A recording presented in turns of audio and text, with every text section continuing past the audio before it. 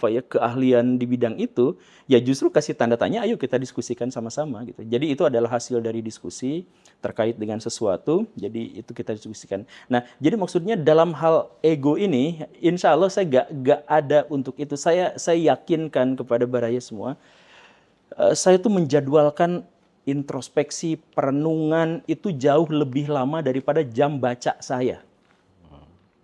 Itu saya janjikan. Jadi, nah terus kemudian apakah nanti misalkan apakah ini jangan-jangan tuh gara-gara ego, atau misalkan ini tuh sebenarnya jalan yang seharusnya tidak ditempuh karena saya harus lewat jalur yang agak belok misalkan, agak kompromistis misalkan. Saya ceritakan kurang lebihnya seperti inilah. Saya tuh ngelihat, saya sebagai seorang muslim, saya tuh mencintai agama saya. Saya tuh merasa memiliki hubungan yang kuat dengan Tuhan. Saya tuh merasakan itu. Saya tuh bisa nangis habis-habisan hanya ketika mengingat beberapa kata Tuhan. Itu ya udahlah. Tapi saya tuh seperti itu. Nah, lalu saya tuh melihat fenomena fakta di lapangan bahwa agama saya sekarang tuh dihujat. Bahwa sekarang agama saya tuh pecah belah. Bahwa sekarang agama paling dibenci di seluruh dunia dan paling dicurigai di seluruh dunia itu adalah agama saya. Lalu saya berpikir, ayo kita perbaiki ini.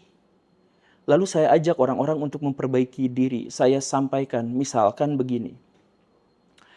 Mungkinkah pernyataan bahwa 2 miliar kaum muslimin sekarang itu dampak terhadap sainsnya hanya seperti satu fakultas di Universitas Amerika Serikat? Mungkinkah seperti itu? Jadi ayo kita perbaiki. Lalu saya bikin video misalkan perbandingan sekolah Islam versus sekolah Kristen. Lalu saya jelaskan kenapa sekolah-sekolah Islam relatif sulit untuk berkembang dan sebagainya.